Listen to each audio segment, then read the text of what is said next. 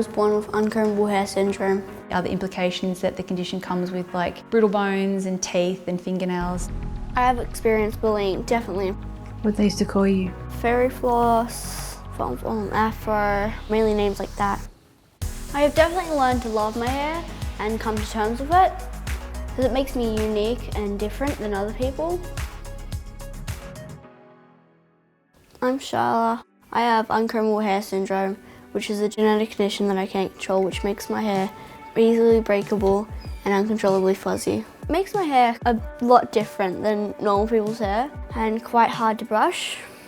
Charlotte was diagnosed with uncombable hair syndrome roughly about 5 years of age when she went in for a routine dental procedure, and the anaesthetist at the time happened to do a bit of research in the genetics behind uncombable hair syndrome, but also some of the other implications that the condition comes with, like brittle bones and teeth and fingernails, so just other things that we needed to be aware of throughout her life.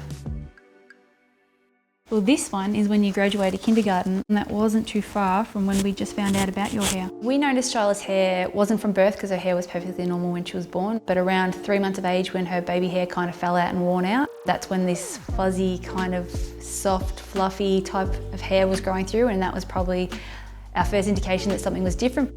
Oh, that's one of your very first baby pictures at home when you came home from the hospital with Taylor. Wow. When we actually trusted him enough to leave you with him. Managing Charlotte's hair has been an absolute challenge. We've gone through phases where it will just completely break off. We've gone through phases where there was no growth occurring whatsoever. So the length we've kind of got at the moment with Charlotte's hair is probably the longest it's been, but it hasn't gone past. So over the years we have tried a lot of different techniques with Charlotte. Accessory items on her hair that are an absolute no-go because it burns very quickly like baby hair. I have experienced bullying, definitely in primary school. It happened much more often. What they used to call you? Fairy floss, afro, mainly names like that. Some of the assumptions that we've heard is that jokes around her sticking her finger into a power socket and making a bit of a joke about the appearance of it. A lot of people believe that we've got some genetic throwback, that she's got black ancestry or something along those lines. So again, it's just sometimes people's ignorance rather than just accepting her for who she is and what she looks like. It's always that question of why? A lot of the comments were based around the lack of maintenance or the way that it looked and presented, and it was uncombed and unbrushed, which wasn't actually true. It was just the best at the time that we were able to do with her hair without causing any further damage. When I was little, people always used to come up and touch my hair, but now I'm older, I've set boundaries so people don't do it anymore. Some of the implications for this condition for Charlotte is just really looking after the management of her hair, making sure that we take extra care as opposed to using heat or hot items or different types of products. I have definitely learned to love my hair and come to terms with it, because it makes me unique and different than other people. I'm most proud of that on my journey I can influence people to accept themselves for who they are and to be unique.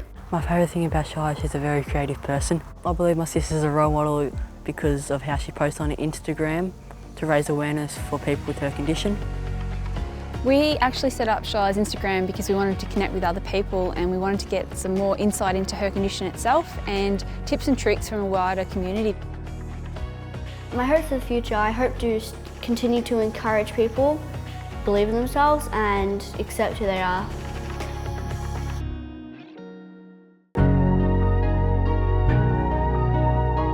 We have 2 trans kids. Anyone can be whoever they want. I'm just owning it. Our family is seen to be very unconventional.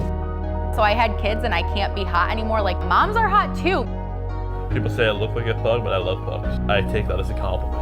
I'm bored of people thinking that I cannot be intimate. I'm a young, single, hot piece of disabled booty. I feel like I'm going to look at myself and be like, who is that?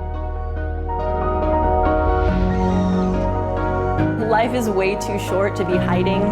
It is my story, it is my truth.